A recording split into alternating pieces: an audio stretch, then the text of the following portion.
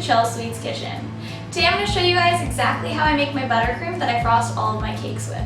So I get asked frequently how I make my buttercream so smooth or so white, and today I'm going to run through everything that I do so you guys know exactly how I make it. So I'm going to be making my classic American buttercream, which is a really straightforward and standard recipe. The main components of it are obviously butter and powdered sugar. So for every stick of butter that you use, you're going to want 2 cups of powdered sugar.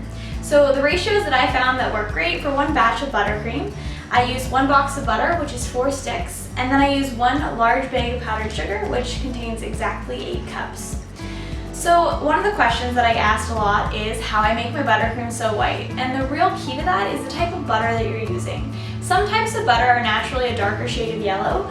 I use the Whole Foods brand of unsalted butter. It's not organic, it's just the regular kind. And as you can see, it's a very nice light shade of yellow, and that's gonna help us get a really bright buttercream.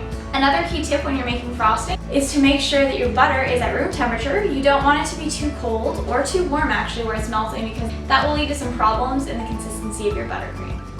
So besides butter and powdered sugar, we're also going to be using just a touch of heavy cream, some vanilla, and also some salt. One other important thing to note is the type of attachment that you're mixing with.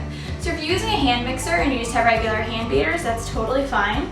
But if you're using a KitchenAid and you have the option of a paddle attachment or a whisk, use a paddle attachment. So when I first started baking, I did everything with the whisk attachment, because I thought that's what people were supposed to do. But the paddle attachment really helps beat all the air out of your frosting and keeps it nice and smooth.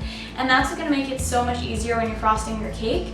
So if you have a paddle attachment, I highly recommend using it. And also, if you don't already have a paddle attachment that has a little spatula on it, I highly recommend getting one. They're amazing. I just got one a few months ago and it is worth every penny. So now that we've gone over everything and our equipment, I'm going to show you guys how all of our ingredients come together. So I always like to start by adding in my butter. So I'm going to go ahead and unwrap each stick and I'm going to place it into the bowl of my KitchenAid. So now that we have all of our butter in our bowl, I'm going to go ahead and turn this onto a low speed until the butter is combined and nice and smooth. Next, I'm going to go ahead and add in our salt and our vanilla. So again, I'm going to combine on a low speed until all of our vanilla is incorporated into the butter. So next, we're going to go ahead and add our powdered sugar. So we have a lot of powdered sugar to incorporate into this butter, and we're going to add it in very slowly so that way we don't have any big puffs of powdered sugar. I found the fastest way to do this is actually to just very slowly pour it in as we're mixing on a low speed. And it's much easier to do if you do have the spatula on your paddle attachment. If you don't, you're going to have to add your powdered sugar in slightly slower. But you can either add in a few installments, or you can just very slowly add all of your powdered sugar. So I'm going to go ahead now and just start sprinkling in my powdered sugar very slowly, as this is on the lowest possible speed.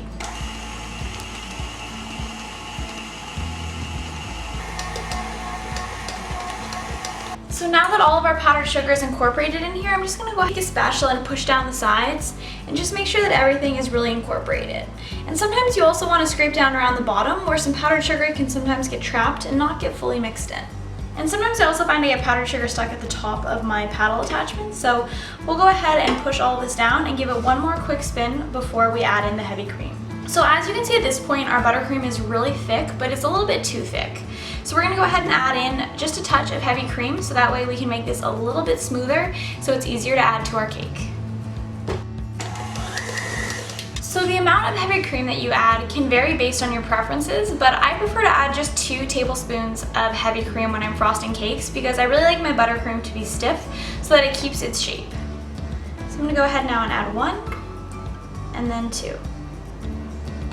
And I'm just using heavy cream, but if you have other types of dairy that you'd like to use, like soy milk, or if you have whole fat milk or skim milk, you can also use those. I just prefer heavy cream because I think the extra fat really helps give the buttercream a really smooth texture. So I'm going to go ahead and really slowly incorporate that heavy cream and just do some gentle pulses. So as you can see now, our buttercream is still really thick, but definitely looks a little bit smoother, and this is the perfect consistency. I'm actually going to add in a little bit of gel food coloring, because this buttercream is for a cake that I'm going to be frosting with pink buttercream. I'm just going to add 1 drop of pink gel food coloring, and I'm going to go ahead and mix this on a low speed until the frosting has reached the desired color. So as you can see from the side of the bowl, there's definitely still some buttercream that hasn't been colored yet. So I'm gonna go ahead and scrape down one more time. Alright, so the last trick that I have when I make my buttercream is just to mix it on the lowest speed for a couple minutes once I'm done, and that really helps get out any extra air that might have been incorporated into the frosting while you're making it. So I'm going to go ahead and put this on the stir setting and just let it go for a couple minutes.